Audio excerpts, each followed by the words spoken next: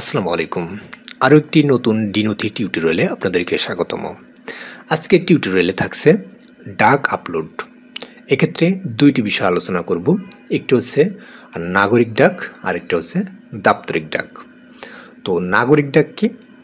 নাগরিক ডাক হলো স্মারক বা কোনো রকমের মেমো নম্বর ছাড়া যে ডাকগুলো আছে, অর্থাৎ ব্যক্তিগত চিঠিপত্র, সেগুলো হচ্ছে নাগরিক ডাক। অর্থাৎ সাধারণত অফিসিয়াল যে ছুটির আবেদনগুলো বা বিভিন্ন যে ব্যক্তিগত আবেদনগুলো সেগুলো নাগরিক ডাকের আওতায় পড়বে। আর দাপ্তরিক ডাক কোনগুলো? যে ডাকগুলো স্মারক সম্বলিত বা মেমো নম্বর সম্বলিত সেই ডাকগুলো হচ্ছে দাপ্তরিক ডাক বা সরকারি ডাক। তো ডাক কিভাবে আপলোড করবেন? ডিনথি সিস্টেমে প্রবেশের পরে এখানে দুইটি অপশন থাকবে, একটা হচ্ছে ডাক এবং আরেকটি হচ্ছে নথি। তো যারা ডাক আপলোড করবেন তারা বাম সাইডের এই ফিচারগুলো থেকে এখানে ডাক আপলোডের একটি অপশন রয়েছে। তো ডাক আপলোডের অপশনে ক্লিক করার পরে আপনার কাঙ্ক্ষিত যে দুইটি ডাক, একটা হচ্ছে নাগরিক এবং একটি হচ্ছে দাপ্তরিক। তো যদি নাগরিক ডাক আপলোড করতে চান তাহলে নাগরিক ডাক এই অংশে একটি ক্লিক করবেন। এরপরে এখান থেকে ব্রাউজ অথবা ফাইল নির্বাচন করুন। এই অংশে ক্লিক করে আপনার নির্ধারিত ডাকটি এখান থেকে আপলোড করে দিবেন। তো ধরুন আমি এই ডাকটি সিলেক্ট করে এখান থেকে আপলোড করে দিলাম। দেন এখানে আপনার বিষয়, ন্যাশনাল আইডি, জন্ম সনদ, পাসপোর্ট, নাম বাংলায় এবং ইংলিশে, পিতার নাম, মাতার নাম, বর্তমান ঠিকানা, স্থায়ী ঠিকানা, ইমেল নম্বর, মোবাইল নম্বর, লিঙ্গ, ধর্ম, অগ্রাধিকার, গোপনীয়তা, আবেদনের তারিখ, এগুলো লিখে দিতে হবে।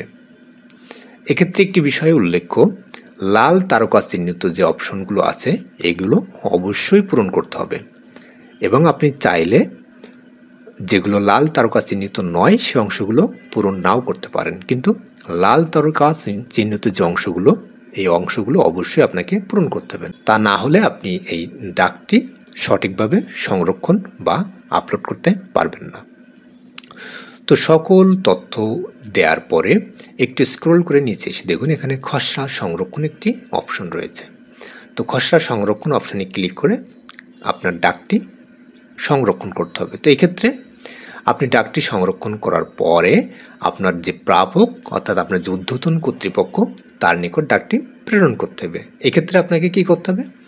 যেহেতু এখানে কোনো প্রাপক নাই সেক্ষেত্রে আপনাকে নতুন সিল এই অপশনে একটি ক্লিক করতে হবে, করে আপনার এখান থেকে প্রাপক বাছাই করে দেন সংরক্ষণ করুন অপশনে ক্লিক করে আপনার প্রাপক বা নতুন সিল তৈরি করে নিতে হবে।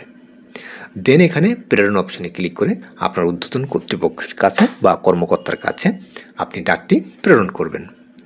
তো এটি গেল নাগরিক ডাক। এরপরে আমরা যেটি আলোচনা করব সেটি হচ্ছে দাপ্তরিক ডাক। তো দাপ্তরিক ডাক আপলোডের ক্ষেত্রে আপনাকে দাপ্তরিক ডাক অংশে একটি ক্লিক করতে হবে। ঠিক একইভাবে এখানে ফাইল নির্বাচন করুন অপশনে ক্লিক করে আপনি দাপ্তরিক ডাকের ফাইলটি নির্বাচন করে দিবেন। দেন এখানে কি করতে হবে? এখানে উৎস বাছাই করুন। এই উৎস অর্থাৎ ডাকটি কোথা থেকে আসছে। তো উৎস বাছাই করার ক্ষেত্রে এখানে উৎস বাছাই করুন অপশনে ক্লিক করতে হবে। দেন এখান থেকে প্রাপক সিলেক্ট করে নিশ্চিত করুন অংশ ক্লিক করে আপনার ডাকটি বা প্রাপক বা উৎস সিলেক্ট করে দিতে হবে। এরপরে আপনার ওই দাপ্তরিক ডাকে যে স্মারক নম্বরটি আছে সেই স্মারক নম্বরটি এখানে হুবহু বসিয়ে দিন, স্মারকের তারিখ বসিয়ে দিন, গ্রহণের মাধ্যম আপনি ডাকযোগে সরাসরি বা ফ্যাক্স বা ইমেইলে যে মাধ্যমে গ্রহণ করেছেন সেই মাধ্যমটি এখান থেকে লিখে দিন। এরপরে বিষয়টি লিখুন, অর্থাৎ ওই ডাকের যে মূল বিষয়টি সেই বিষয়টি এখান থেকে লিখে দিন। এরপরে অগ্রাধিকার বাছাই করুন, গোপনীয়তা বাছাই করুন।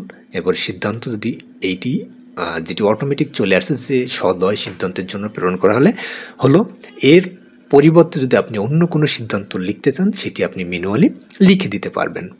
এরপরে এখানে খসড়া সংরক্ষণ অপশনে ক্লিক করে আপনি ডাকটি বা খসড়াটি সংরক্ষণ করতে পারেন।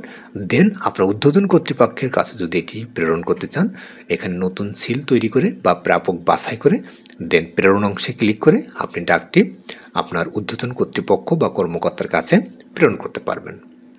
তো এটি হলো দাপ্তরিক এবং নাগরিক ডাক আপলোডের ক্ষেত্রে আলোচ্য বিষয়। আশা করি আপনারা বুঝতে পেরেছেন যে কিভাবে নাগরিক এবং দাপ্তরিক ডাক আপলোড করবেন এবং ঊর্ধ্বতন কর্তৃপক্ষের কাছে সেটি প্রেরণ করবেন। তো ভিডিওটি ভালো লাগলে অবশ্যই ভিডিওতে একটি লাইক, কমেন্টস ও ভিডিওটি শেয়ার করতে ভুলবেন না। আর যারা এখনও পর্যন্ত আমার চ্যানেলে নতুন তারা অবশ্যই চ্যানেলটি সাবস্ক্রাইব করে পাশে থাকবেন। তো সবাই ভালো থাকবেন, সুস্থ থাকবেন, এই প্রত্যাশা এখানে শেষ করছি। আল্লাহ হাফেজ।